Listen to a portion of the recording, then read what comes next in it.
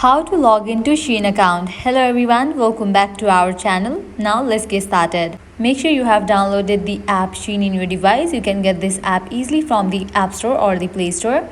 After you download this app, open it. Now at the bottom you'll find different options. Head towards the option of Me.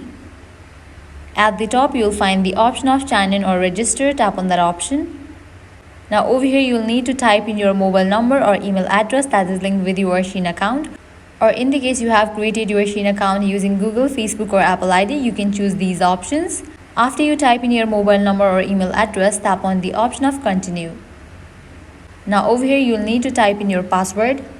In the case you have forgotten your password, you can click on this option of forget your password to recover it. After you fill these, click on this option of sign in.